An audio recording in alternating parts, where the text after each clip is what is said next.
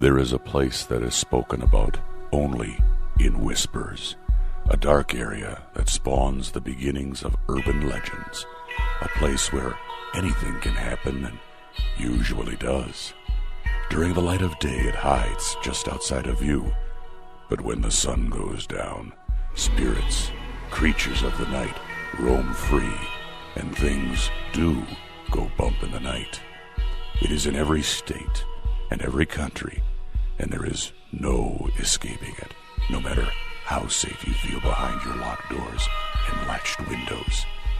So we invite you to turn down the lights and turn up your radio while we join Dave Schrader and Tim Dennis, your hosts, on a journey into the darkness on the edge of town. Hello, my friends, and welcome. This is the best in paranormal talk radio. This is Beyond the Darkness. I'm your host, Dave Schrader. Along with me, Tim Dennis. Are you excited, Tim? Santa's only a few days away. I can't wait. I got to tell you, honestly, I'm stoked. I'm stoked for this holiday season. I'm stoked to. I've spoiled my nephews a little bit. I'm not going to lie.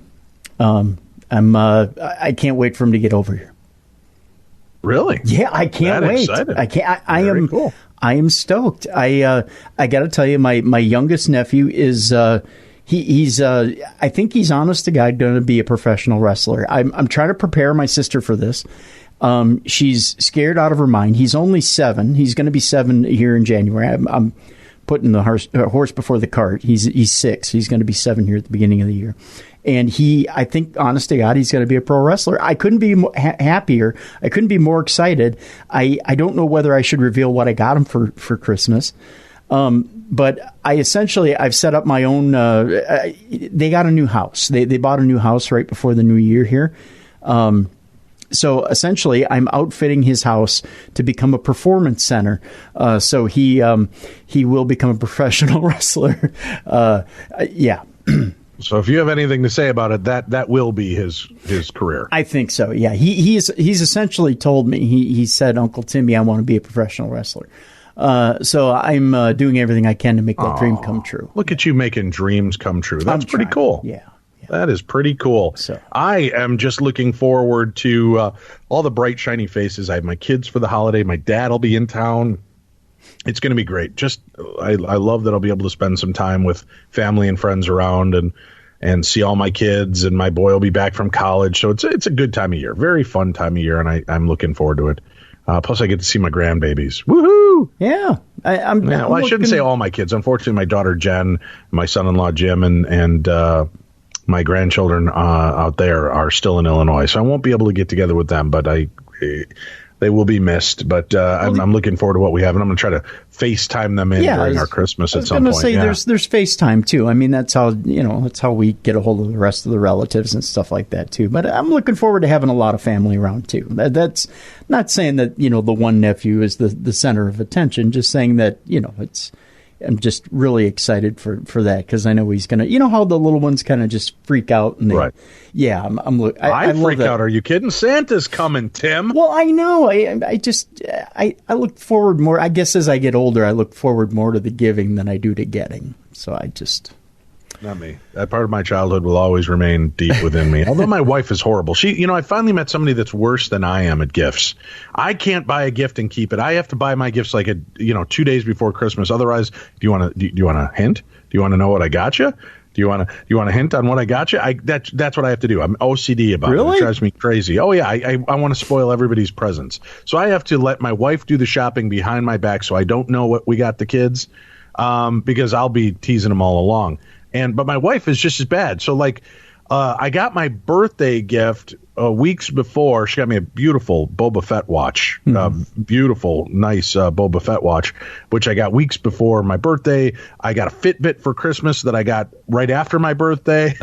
We exchange these gifts way early. So come Christmas morning, there'll probably be nothing underneath my tree. Aww. But it's still, except for what Santa brings me. Right. I know that what he's got in mind is usually pretty cool too. So I'll be excited about that aspect. But yeah, my wife is just as bad, if not worse than me, about holding on to gifts.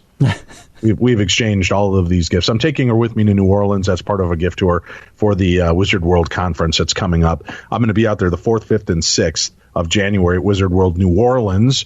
Dark Waters, Tim, one of our favorite guests, is going to join me on Saturday night, the 5th, to do a kind of a haunted New Orleans talk with Nikki Folsom and Dark Waters. So we're going to be doing that, and I'm going to try to get on a couple of the ghost tours. Like Bloody Marys. I'm going to see if we can arrange something with her to do a ghost tour. So I'm psyched. So that's kind of my Christmas gift to the wife. She already knows about it because again, neither one of us can keep a secret. Yeah. But yeah, that's pretty cool. This is going to be a fun year. I'm looking forward to 2019, and I can't really remember the last time I came into the end of a year going, yeah, I've had a good time this year. This has been a good year. It has been. I think it's been a very good year. You know what? I can't complain. I think this has probably been one of the best years that I can remember, to be honest with you. I got to tell you, I think I had the vacation of a lifetime with the Chris Jericho cruise, and that was amazing. And believe it or not, the announcement the other day absolutely sent me over the edge that Chris Jericho Cruise 2 Electric Boogaloo is going to happen, and they're going to announce it here soon. So I was over the moon at that. So yeah, that was a fun time. That was a really good getaway. A lot of fun. Hey, if you guys are interested in seeing me out at Wizard World in New Orleans, go to wizardworld.com. You can get tickets. It's a fun weekend, and you get to meet a lot of people. They have the original cast members from Charmed are going to be on hand, cast members from the TV series Outlander. They've got Jason Momoa from Aquaman. Tim, he's going to be there. They've got, Matt Ryan, not the quarterback, Tim, but Constantine, John Constantine himself from Constantine and Legends of Tomorrow will be there. They've just got a lot of great stuff lined up, and I'll be doing paranormal talks. You can get tickets at wizardworld.com. Use code darkness20 to save 20% off of your passes or weekend getaway passes. So go check that out at wizardworld.com. Tomorrow, Karen Rutkowski will join us. She is a comedian, and I love her. She is hilarious. She's not coming on to be funny. We're just having her on because she's also very sensitive, psychic sensitive. She does tarot readings, but she has an interesting story. She has a little dog named Courage that she takes with her to paranormal places, and she's best friends with an animal communicator. So they have actually worked together to help locate missing animals. It's great because Courage will bust Karen out. If she's doing something that irritates him, he'll send telepathic messages over to her best friend, who suddenly picks up the phone from far away and says, "Hey, Courage said you need to stop doing this, or you need to go do this," and it's like spot on to what's going on at that exact moment. So it's cool. She's got a fun story. It's a lot of light and love. I will warn everybody, we're not going to do a Theater of the Mind tomorrow. There's so much time and effort that goes into it, and this week was short for all of us with the holidays and everything that needed to be done. So we'll be back again next week with more Theater of the Minds. I hope you guys are cool with that. And then Tuesday, Tim, we have got a True Crime Tuesday unlike any other episode. Is that fair to say? It's unlike any other episode we've ever done? Unlike any other episode, and I'll gamble here, Dave. I'll throw it out on the table and say this is probably the best Theater of the Mind of the year. Or Theater of the Mind, the True Crime Tuesday. True Crime Tuesday. Why did I say Theater of the Mind? Because you just said Theater of the Mind. Right. The best True Crime Tuesday of the year by far. Yeah, I'm feeling a little hurt though. I do a lot of work on the Theater of the Minds, and you're saying not having one might be the best one of the year. No. Subconsciously telling me to. No, I mean the True Crime Tuesday. They both start with T, and I'm sitting here dreaming about Christmas. It's probably the best True Crime Tuesday of the year in that this story is so bizarre, so out there, and there's more twists and turns than the biggest roller coaster you've ever been on, that you'll sit there and your jaw will drop and it'll stay there for the entire time. I couldn't believe it as we were sitting there. I just couldn't believe the story, to be honest with you. It was one freaky revelation after another. The book that we're talking about is the Shawcross Letters, and it was this kind of back and forth between a murderabilia expert and a dealer and Arthur Shawcross, one of the world's most infamous and horrific serial killers. And the revelations that are made during this episode are astounding, and not just about Arthur Shawcross. So make sure you tune in. Check it out this Tuesday. If you have never listened to a True Crime Tuesday, this is the time to jump in. I'm not putting down any past episode. We've had fantastic episodes for years.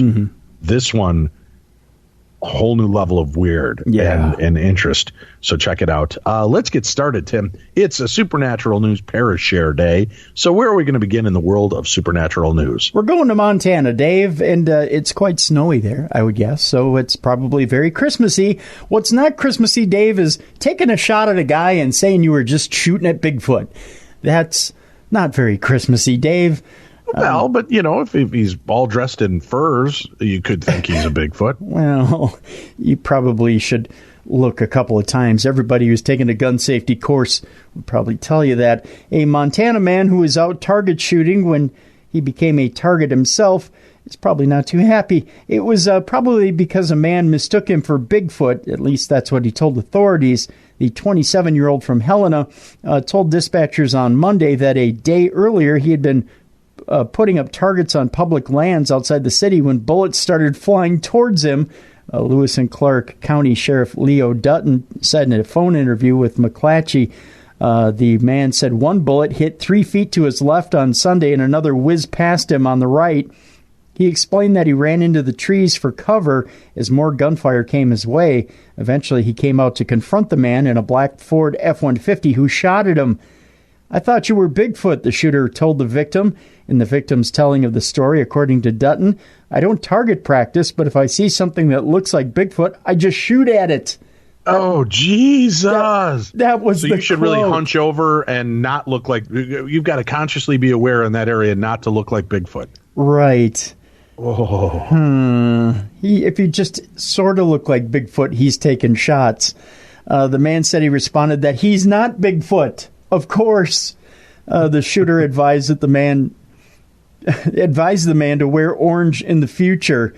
Oh, God. Oh, yeah, it's the guy's fault. Yeah. And the way he was dressed, Tim, obviously it's his fault. Yeah, that's crazy. That's the general excuse, I think. And the man said he told the shooter that was a good point, according to Dutton.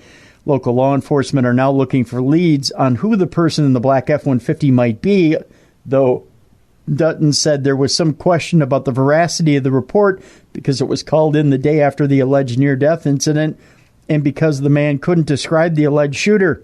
The man also said he didn't want to pursue charges and didn't want to talk to deputies, this according to Dutton. Police checked the area where the shooting was reported, but didn't find the pickup, ABC Fox Montana reported.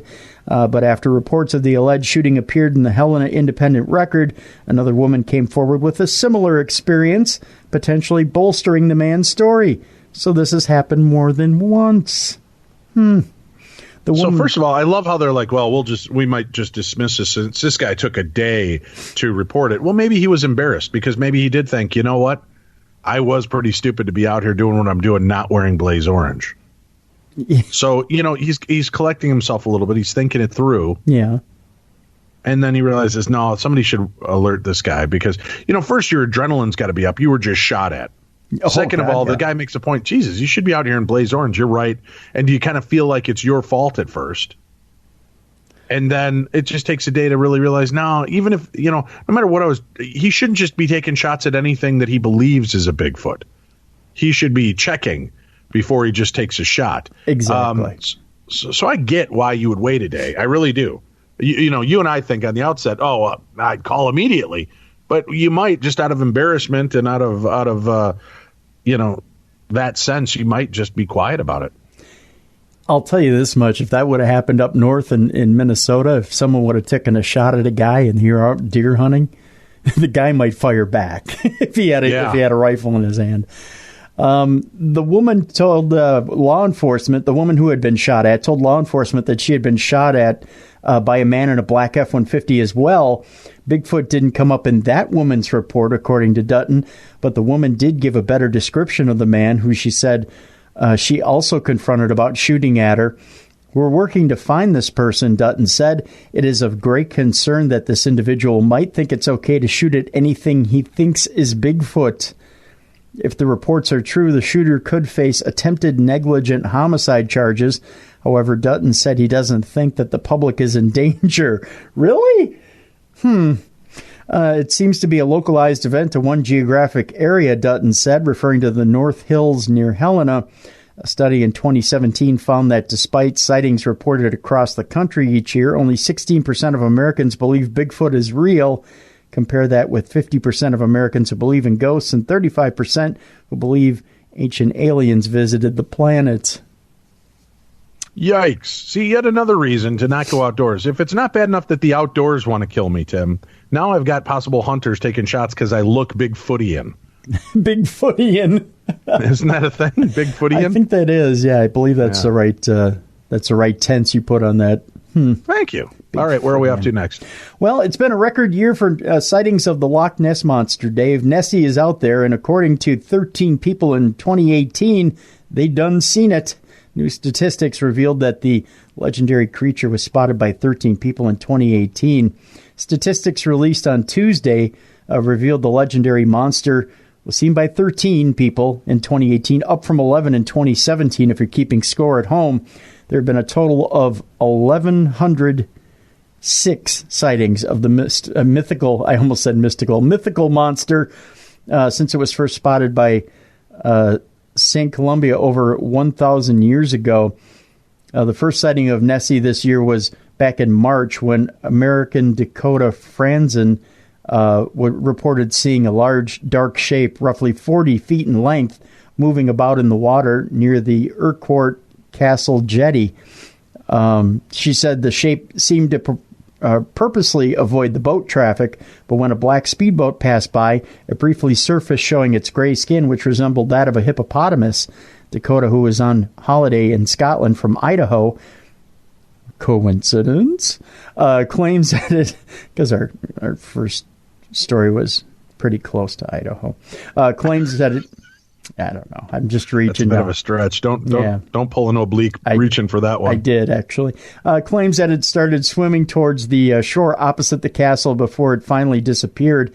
Irishman, oh my gosh, that is a word. I'm not even going to pronounce that name. Took a 10-minute video from the Loch Ness webcam that appears to show the creature moving right to left in the water where there were no boats visible.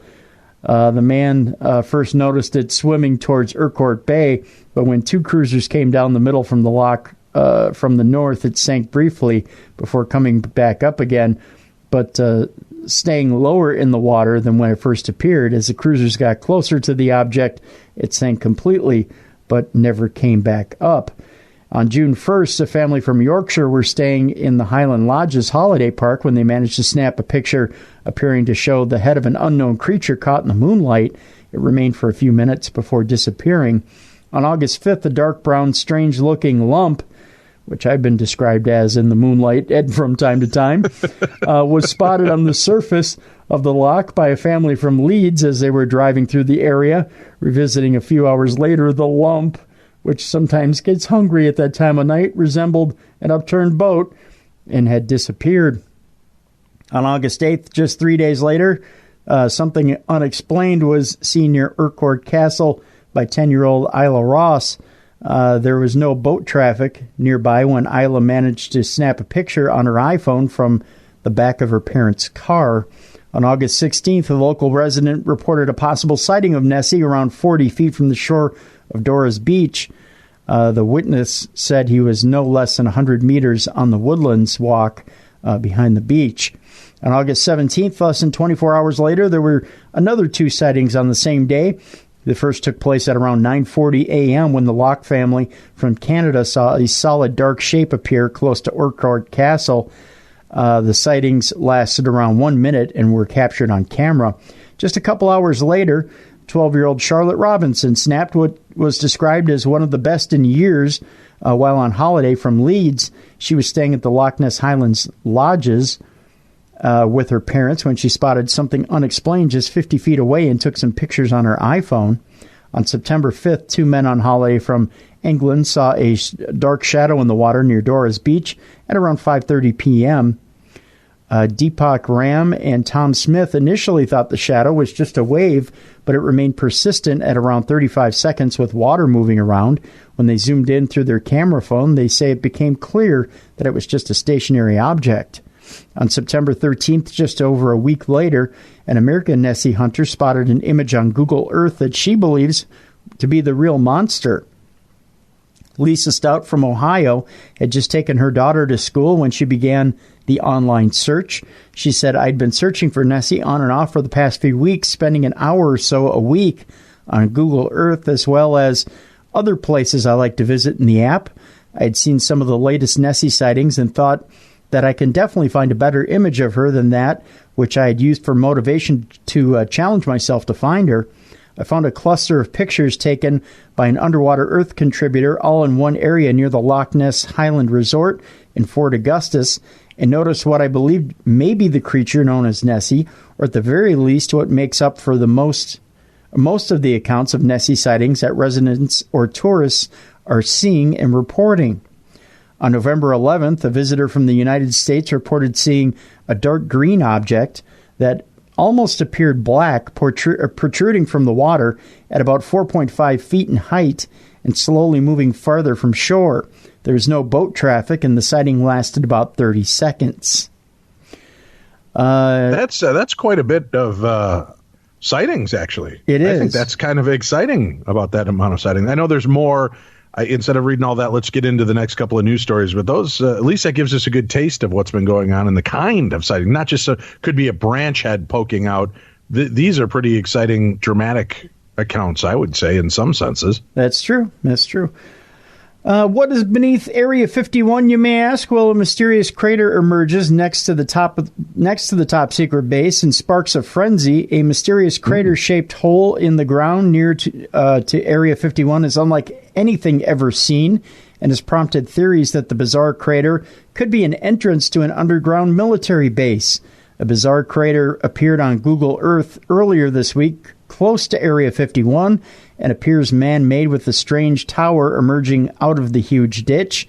The incredible discovery was revealed by Blake and Brett Cousins of YouTube channel Third Phase of Moon, who captioned the footage, "We found something underneath Area 51. In the footage, a large, thin object can be seen poking out of the middle of a large circular hole in the ground.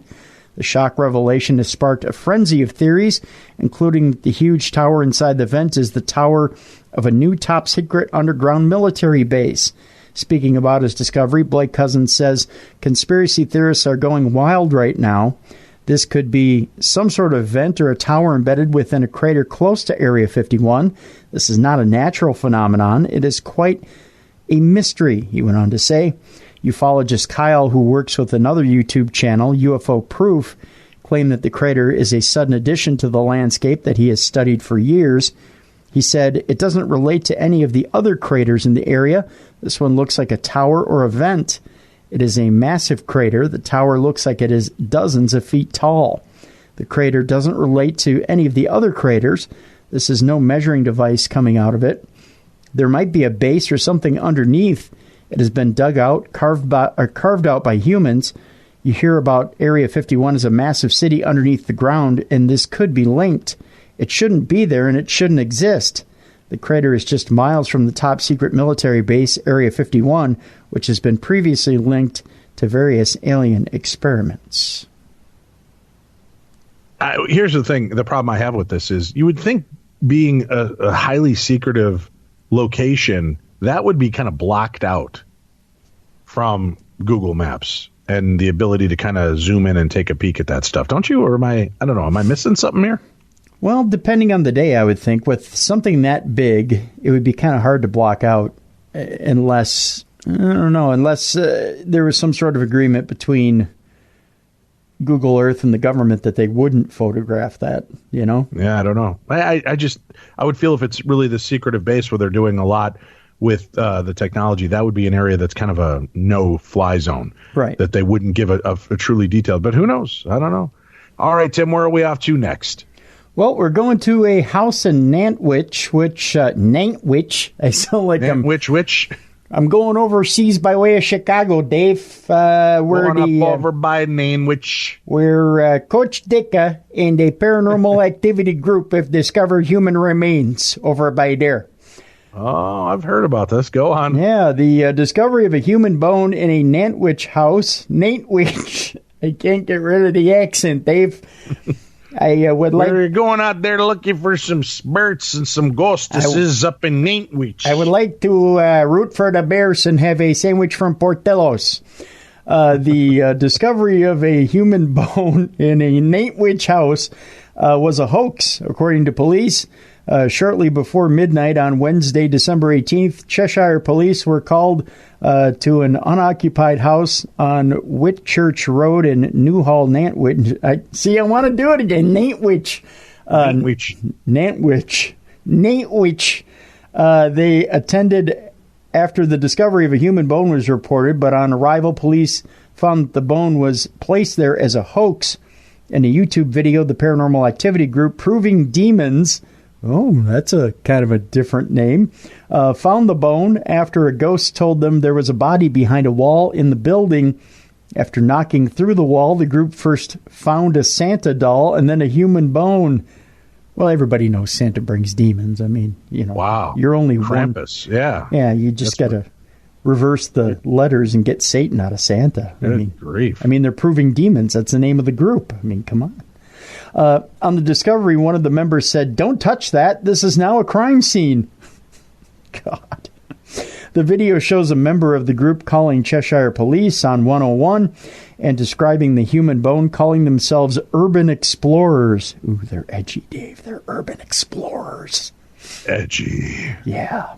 While on the phone to the operator, one of the paranormal groups said, "I'm currently in an abandoned property and I think we found some human remains." They later recorded audio of the discussion with the police once they arrived. In a statement, Cheshire police said a bone had been discovered at the address, which initial analysis showed it was possibly human. Police discovered that the bone had been placed there as a hoax and are establishing where the bone originally came from. The police who placed it there, 3 men aged 29, 31, and 19, and a 19-year-old woman, all from Lancashire, are to be given strong words of advice. Ooh, they got the strong words of advice, Dave. Why, listen here. You see, boy and girl, when I used to be a kid, I don't know if they need advice as much as just don't do stupid things and go into places you shouldn't. Yeah, that's probably the best. Yeah. All right. We move on. Next? Yep, we go to Paranormal Activity, and it says it spooks police interrogating a mystic accused of hundreds of sexual assaults. A Paranormal Activity spooks police interrogating a mystic accused of hundreds of sexual assaults. A Brazilian medium accused of sexually assaulting over 300 women may or may not have had something to do with some very unusual and spooky activity during his police interrogation.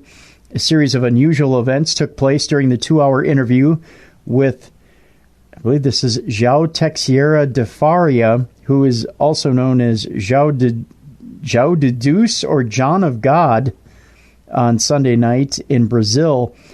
Suddenly, the computer that was being used to transcribe the suspect's answers to the allegations seemed to have a life of its own, and the commands on the keyboard wouldn't work. Rather, Detective Carla Fernandez Fola de Paulo went on to say, when the clerk tried to enter the medium's statements, the keys locked on a specific letter, and "ooh" was recorded continuously on the screen for a few seconds. "Ooh" was recorded, Dave. Yeah. Police described a number of bizarre incidents, including a computer crashing, a printer starting to print pages on its own, and a fridge blowing up. That happens at my house weekly, by the way, weekly.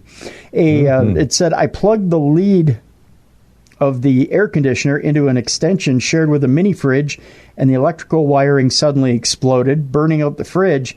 Everyone in the room screamed with fright, Fernandez said. It wasn't just the interrogation where unusual activity was reported. As the media gathered outside the medium's house before he surrendered on Sunday, rumors spread about evil spirits, and when a reporter suddenly fell ill, people feared there was some paranormal activity going on there too.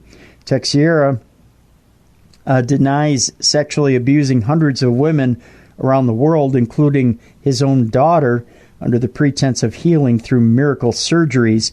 He was once interviewed by Oprah and says he once treated President Bill Clinton. So there you go. Well, that explains a lot. He's the guy responsible for Bill Clinton. Just saying.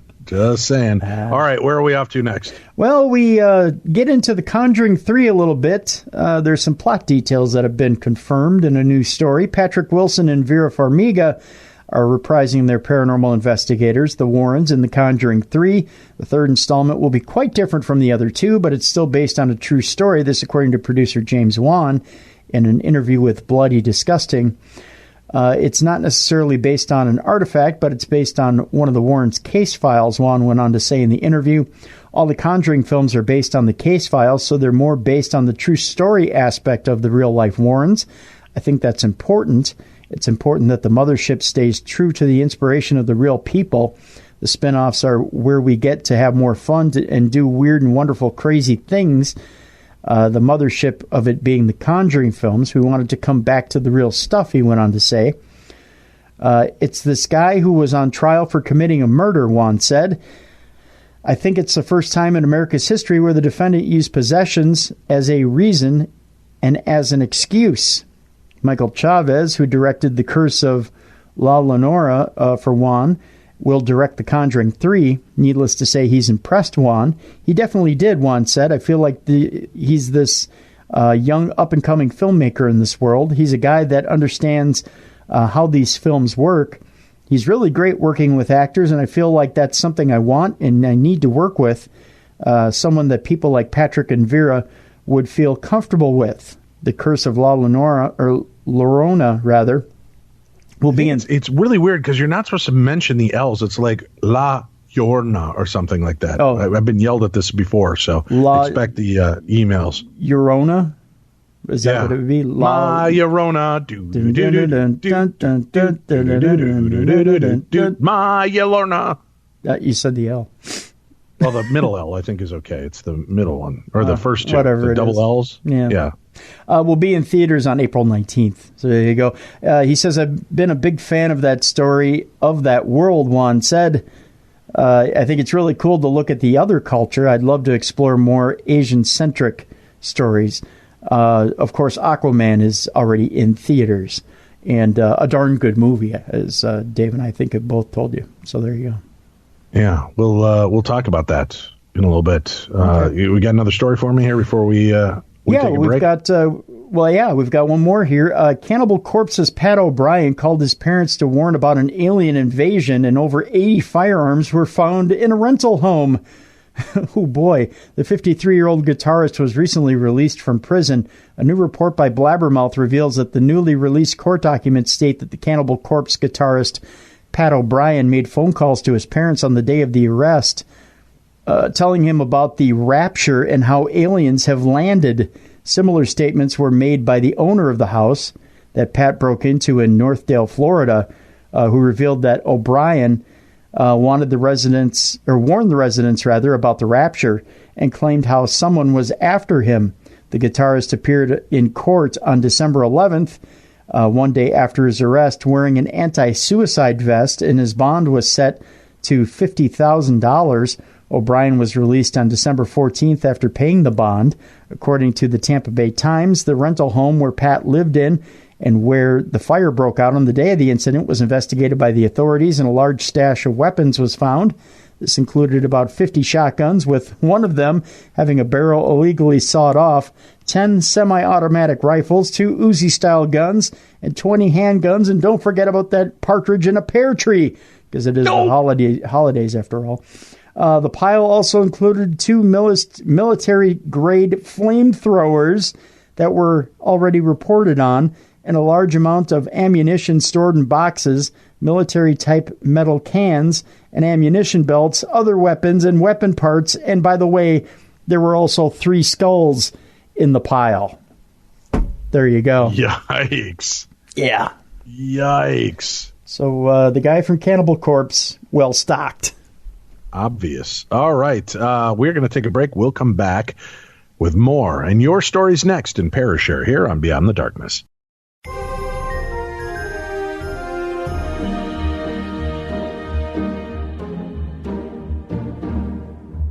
Beyond the Darkness.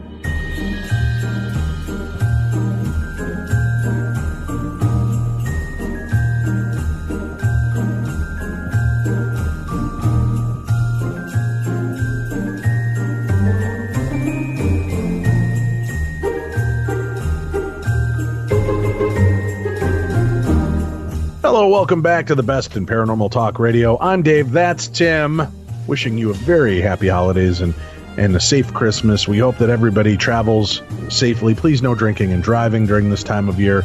You may think you're fine and you'll be just well, but you don't want to put in your hands somebody else's lives. So please don't drink and drive. Be careful and have fun.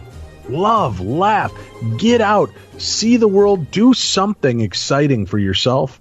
And change your world. 2019's coming. Let's have a kick-ass new year and begin it right now. So go check that out and get out. Go check that out. Or go check what out? You know, sometimes my mouth works faster than my head does, Tim. Well, that'll happen. But seriously, I just want people to have a good holiday season. And I know there's the Debbie Downers in the group that are going to come up with 100 reasons why. Well, you know what? I challenge you to find one reason to have a good holiday and then do it. Just go have some fun. That's what life's all about. 2019, bring it on, Tim. Bring it on. Bring it on. Yeah, bring it on. That's what I have to say. All right. Listen, the holiday season, people always like to go find movies, especially ones that are kid-friendly. Mm-hmm. And, it's not always easy at this time of year. You'd think there'd be more kid-friendly movies that are good, and there's really not always that much of a selection. Sure. But right now, there are 3 movies that are in the theaters that I highly recommend. Okay. We talked about Spider-Man Into the Spider-Verse. Right. That's a great movie. Just hands down, a fantastic movie. And it involves multi-universes, multi-dimensions, and different versions of Spider-Man. Mm-hmm. It's a lot of fun. It's a great movie. Definitely take your kids to see that. If you don't want to see that, Bumblebee is the newest introduction to the Transformers universe and goes on one of the most popular, beloved characters. This takes us back into the 80s for the Bumblebee story to tell us kind of about Bumblebee and his beginnings. And it is a wonderful story. Michael Bay, I think, is only an executive producer. It was written and directed by somebody else. And this movie really kind of gets to the heart of the character again and makes Transformers fun to me. They got really dark, and that says a lot for me. But as the parent of kids that like Transformers, their movies got really dark and I don't know. They've gotten really dark. This lightens the mood again. It was so much fun. Have you had a chance to see Bumblebee, Tim? I did not. No, I missed that screening because I had a holiday party to go to. So I would say this. It was out of all of the Transformer movies, I would say it's tied with the first Transformers movie for me of just really enjoying it. The rest of the last 3 or 4 movies have not done it for me. Bumblebee definitely recaptured the joy and fun of that series. So out of 5 stars, I'd give it a solid 4.5 stars. I tell you, I did want to check it out because I'm intrigued with this Hollywood turn that John Cena's made because he has come on as a pretty good, not only a comedic actor, but a pretty good actor in general. And our young boy Max loves John Cena, so I took him to the screening, and he didn't know John Cena was in it. When John shows up, he's like, "Oh, John Cena!" It was great, and Cena does a good character development spin in the episode. So if you like that, you're going to enjoy it. The other movie I cannot recommend enough, Aquaman. We got to see the pre-screening of it this last Monday. Wow. This movie is going to help put DC Universe back on the right track. Wonder Woman was great. Mm-hmm. No doubt in my mind. I liked I liked Man of Steel, the Superman movie. I thought it was a good iteration of Superman. I like Batman versus Superman because I'm a comic nerd and I just thought it was fun to see them together. Were there flaws? Sure. Then they bring out the flawless Wonder Woman movie, which really raised the bar. They come out with Justice League, which might have been a little too soon after that. And I enjoyed it, but I also felt like it missed its mark a little. Mm-hmm. But Aquaman, I think, is going to put our feet back on the path of righteousness. This movie is awesome. My only complaint, about 15 minutes too long. I thought they could have tightened it up a little bit. The special effects are beautiful. The story, the comedy, the whole thing, to me, is really a great comic book movie and took this in a whole new level. I'm going to give it a solid 5 out of 5 stars. How do you feel about Aquaman? I like it. To me, it really felt like, and I differ with you. I felt like Man of Steel was a bit of a misstep. I really felt like the Superman Batman stuff was a misstep. But to me, they got it back with Wonder Woman, and they put you in a different world, and they really established a good character with Wonder Woman. And with Aquaman, I really felt like they put you in a different world, and they really established a solid character with Aquaman. And it was a really good movie. And in Justice League, they did a good job of establishing Aquaman as a character, as a solid, great character. And standalone, right? Yeah. And to me, Justice League felt like two different movies. Like it was started by one director. And you could tell it was started by one director, finished by another. And it didn't feel like a complete story to me. But this felt like a continuation of that character. Like James Wan really got it. Like he got what this character was. And he took this entire world. Like you really could have messed this character up. And when you saw the trailer, you went, this has the potential to be really, really good, but it exceeds all expectations when you see it on the screen. And it really is, you get submersed into this world and you become enthralled with it. And you go into it, I think everybody goes into it with lowered expectations. And it exceeds everything that you can imagine. And because like you said, it is a little longer than it probably should be. You can trim the fat in quite a few places, but I really do think Jason Momoa exceeds all your expectations for the character. So I would say it's a solid 4 out of 5 for me. Right. It's really quite a good movie, and this is one of those things where. And you know where I'm going to put the credit? I'll put the credit not only on James Wan for helping to develop this world, but I'll also put the credit on Jeff Johns, who's one of the main writers for DC Comics, who also wrote the screenplay. This is what happens when you take people who know the source material and know it intimately, and then you transfer them to the movie side of things.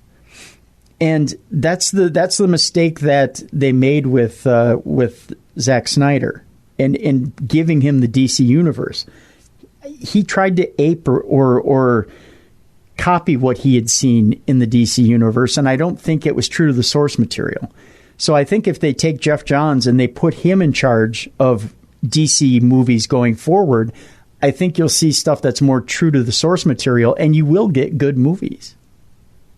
There is James Wan, you mentioned, is a director of this, and he's really well known for the Conjuring movies and a lot of the Blumhouse films. Yep. I wasn't sure where he was going to go with this story, but it was really well done. And actually, James Wan sneaks Annabelle into the movie. Yeah. The doll. Yeah. There's a really clever little scene where Aquaman and Mara get together in her little ship, and as they're kind of going underwater, and they're talking about all the garbage that's been dumped in the seas and everything, as they kind of tool over, there's Annabelle under the water. Mm-hmm. So it's interesting because Annabelle 3 is coming out. If they end it with somebody throwing it in the ocean, we have now tied the Warren universe into DC universe. All hell could break loose, Tim. Yep. But it was a lot of fun. And I thought that they did a great job of giving a tip of the hat to classic Aquaman and the uniform. And everybody's like, oh, how could you make the orange and green work? And I'm not giving anything away because there's plenty of promo pictures out there of him in it. Yep. But they really found a way to make it work. And I thought it was a great nod that in a way, Tim, we did get to see our blonde Aquaman in this movie. Yeah. Right? Yeah. Patrick Wilson is in this movie, also a stable and main player in the James Wan universe. Patrick Wilson is in this as Ocean Master? Yeah. And he has, and it was uncanny because a lot of people don't know this. Our friend Chris Fleming, the psychic medium, was the model for Aquaman's kind of rebirth with Alex Ross. Yeah. He's friends with him and used, it's really weird. What a small universe, right? Here I'm a comic book nerd. The guy that he used as his Batman model for his artwork was a friend of mine in high school. Mm-hmm. I end up meeting Chris many years later. It turns out he used our friend Chris as Aquaman.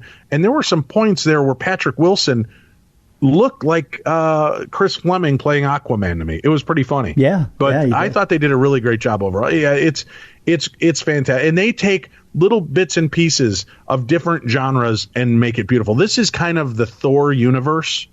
And I don't want to give that comparison to Marvel, but Thor lives in a magical universe that's different than the rest of the Marvel universe. This is the same kind of vibe to it. It's a good analogy. Completely, but they give it its own vibe and feel. But they sample from the Thor kind of concept to Little Mermaid to I don't want to give things away, but there's enough in there that you're going to really enjoy all aspects of it. So out of 5 stars, what are you going to give Aquaman? I'd give it 4 because to me there are little bits and pieces that are there's little bits and pieces that feel a little incomplete, but it's not enough to make me fall over and say it's not a complete movie, because to me it is a complete movie. It's a good movie. It left me satisfied at the end. At the end, I thought, you know what?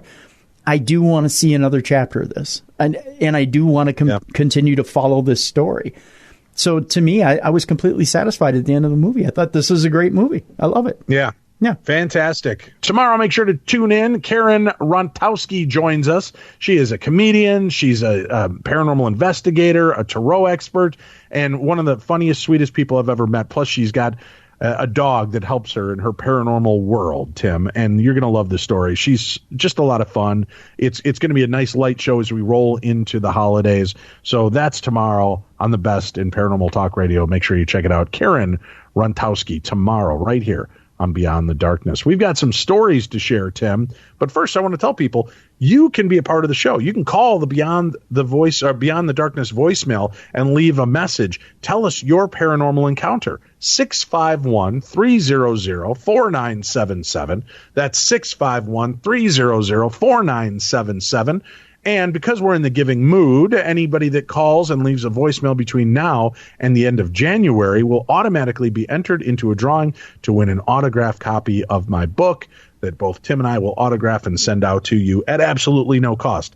But we're going to listen to your stories. We'll air them on the shows, and we'll pick our favorite at the end of January. We'll send you out a copy of my signed book. So make sure you call 651-300-4977. You have 3 minutes to tell us your paranormal story. If you get cut off, just call right back in, pick up where you left off. Tim will knit those together in a magical smoke and mirrors way and present it as an entire story on a future episode. But we want to hear your stories. You can email them into me, dave@darknessradio.com, and we'll read them as we often do. But we want to hear more of your voices.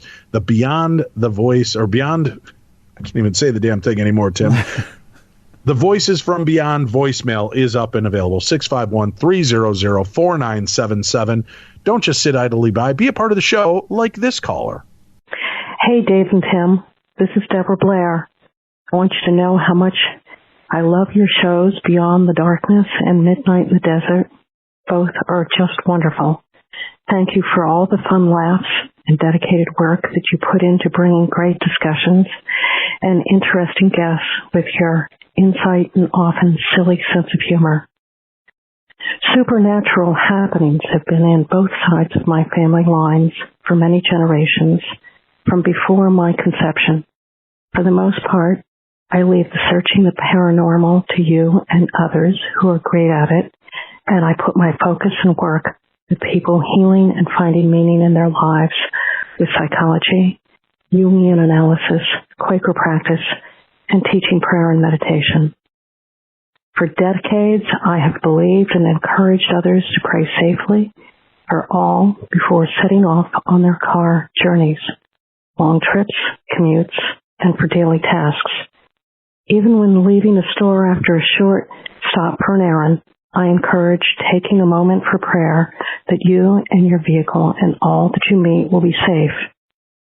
In the event I am sharing now, I had finished a few days of doing psychology support, teaching, and leading prayer and meditation for Quakers.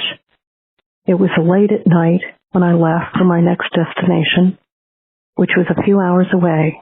I had Charles Dickens, my chocolate Labrador, close friend, and co-therapist with me. I prayed for our safety, the car, and for all that we might meet on the road, and then we started off. About a half hour into our journey through dark, unlit rural country and woods, suddenly I saw a large deer, a buck, on the left side of the road.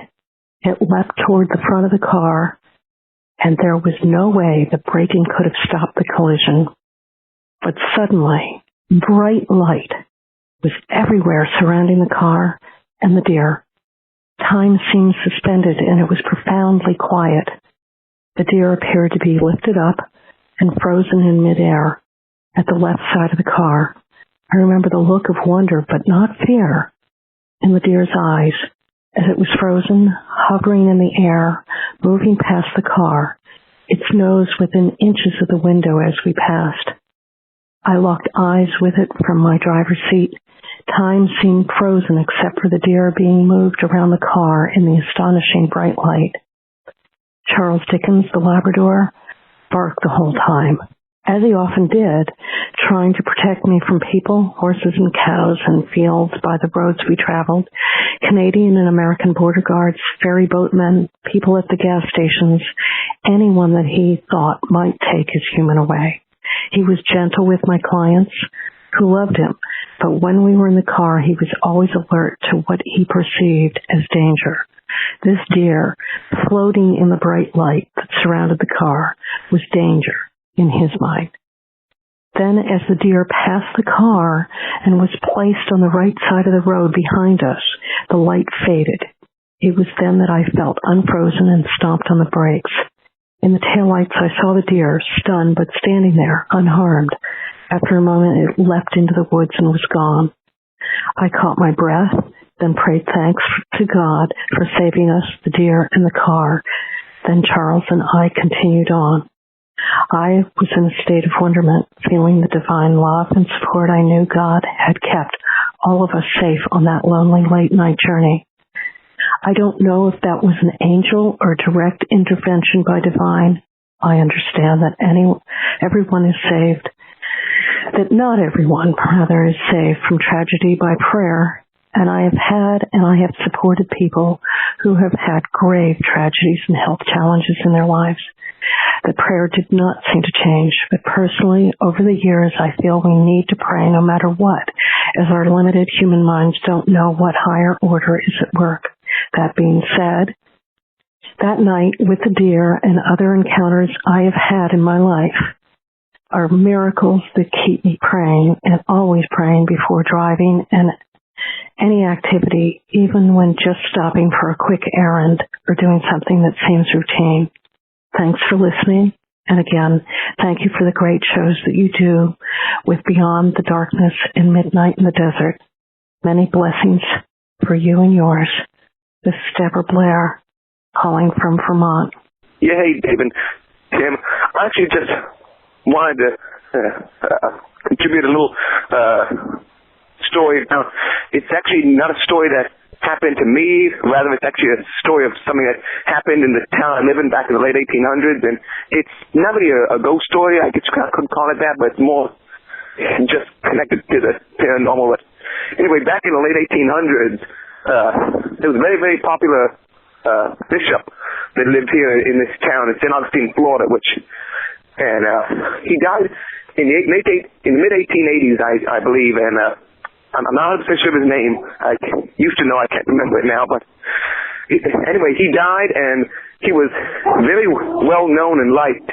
So they didn't want to bury him right then and there, because they wanted to give people who liked him, friends, people who liked him, to come and pay respect to him. So back then, they didn't have embalming techniques or the cryo or anything that they use to keep people embalming fluid or anything like that to preserve bodies now that they have now. So they're trying to figure out how to keep his body preserved for people to come and see him, because back then when the cars took days and days for people to get here, they decided to just try to put him in a coffin and just pour ice over him, keep pouring ice over him. And also, he died in mid-August, so it was incredibly hot here, especially with no air conditioning back then.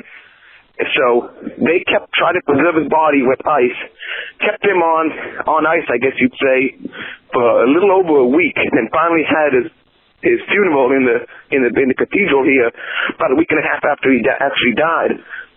And they had a special glass coffin made for him, And about a week and a half after he died, they had a big service held for him. He was in the cathedral, in the big room with his coffin in the middle.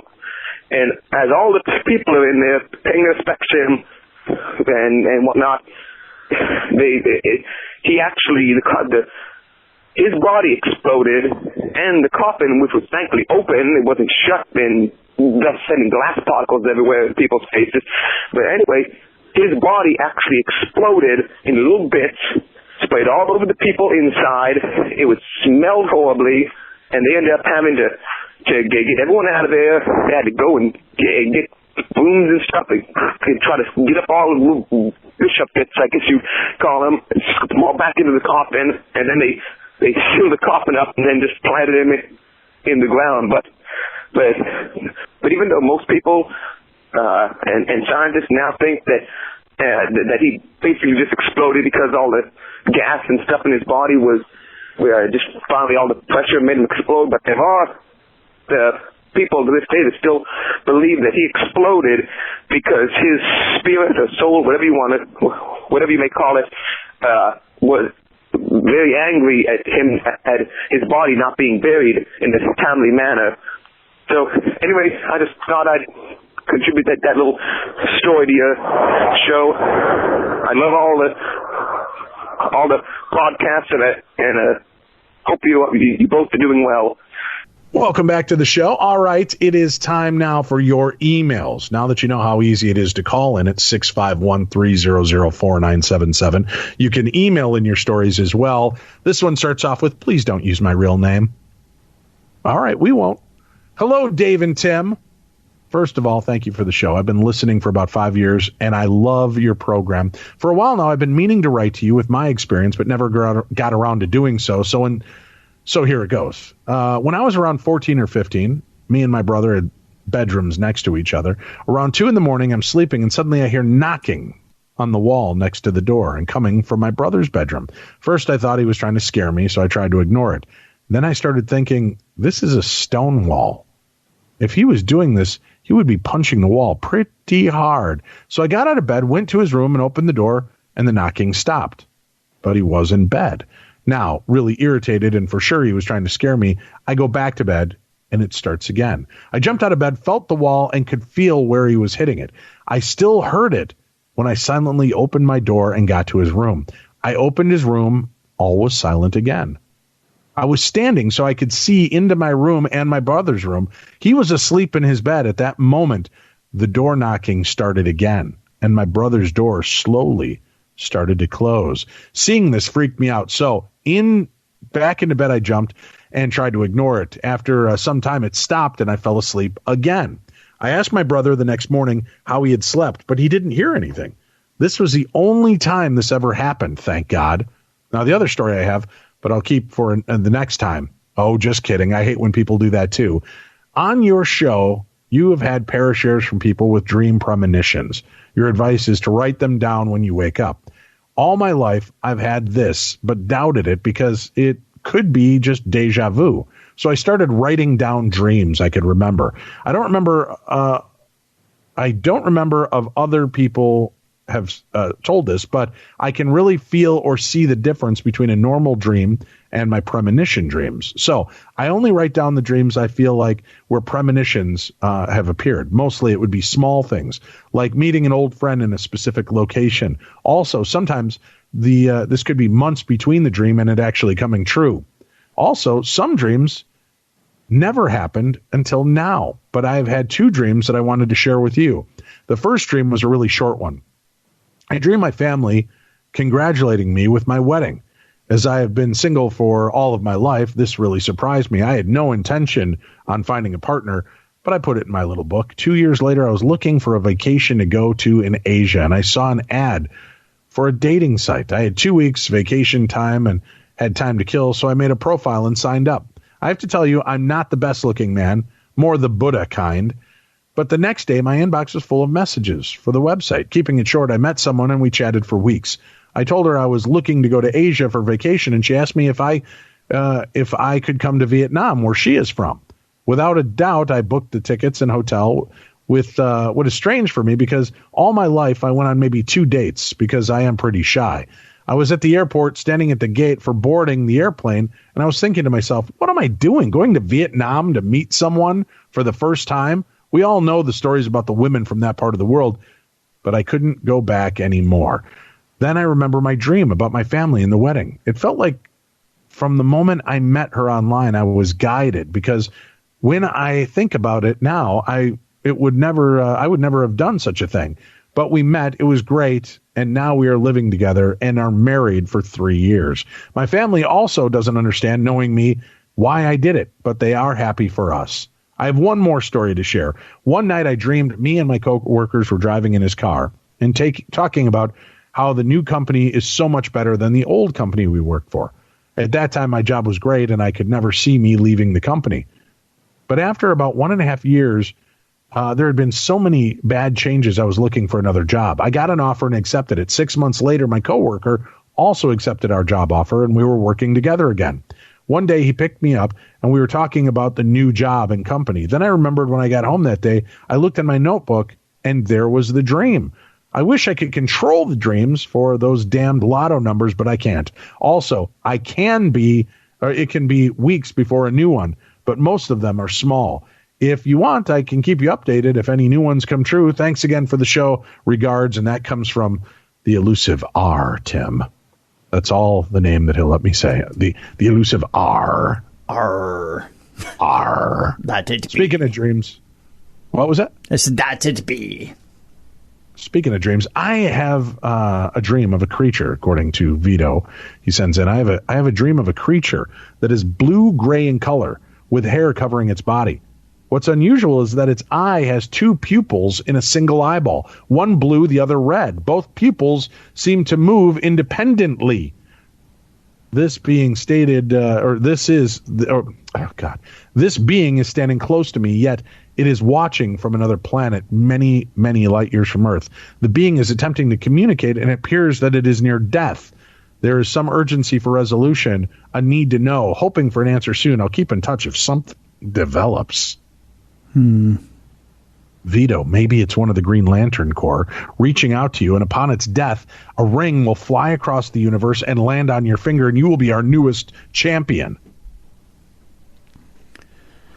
Not so much? Well, you might be onto something or you're on something, one or the other. Either way, win-win if you ask me. Hey guys, I'm currently listening to you. My name is Ty, and I'm going to tell you of an experience from when I was 14. At the time this happened, around 11 a.m., I was in shop class. I remember that out of nowhere, I was tired and almost collapsed. About 20 minutes later, I went back to normal. At this same time, my dad was at home in bed asleep. According to him, I appeared at the foot of his bed and woke him up. My mom says that she saw me come out of the bedroom and walk into the kitchen. When she walked into the kitchen and questioned why I was home and how I got there, I was gone. My school was over 15 miles from my house. Have you ever heard of similar events from other people? And that comes from Ty. Ty, that's by location. I have heard of that. We've covered it on the show. It's fascinating. I'd love to know more about it. But it sounds like you were doing the quintessential by location. Your physical form was in one place, and then kind of an astral form, when you blacked out, went back probably to the place that you feel most comfortable, your home. Tim? Tim? Yes. Did you want to weigh in on that? Did you have any other thoughts? At this time, no. Okay. Sorry, I didn't mean to distract you. Were you watching your shows? No. Your soap operas? General Hospital on, Tim? Is that what you were checking out? No. Oh, okay. No. Hi, Dave. This morning I got up to see 2 sets of 3 scratch marks on my arm. This has happened to me before. Last time was about 1.5 years ago, but was only 1 set of 3 scratches, and they were on my leg. I've seen this before on myself, but never 2 sets. I've heard and saw where others were awoke to scratches like this in person on a documentary and on talk shows. It is a concern to many, and I wonder from where they have come and how this happened. Some people feel the scratches being made. Others don't and wake up to find them. Are they from an unknown source of evil on the other side, or from a known enemy on the other side, as people are the same that crossed over as they were in life? Or an implant of the mindset via learning from them about the paranormal platform from all these different sources of media? If the scratches are a warning or placed from a miserable, morbid source, like hell, then we must remember misery loves company. Therefore, there could be a ploy scored at the religious time of year to try to make us miserable, like sad, scared, sinful, depressed, ugly, the worst, deadly. I sense Richard knows, she's talking about a guest from a while ago.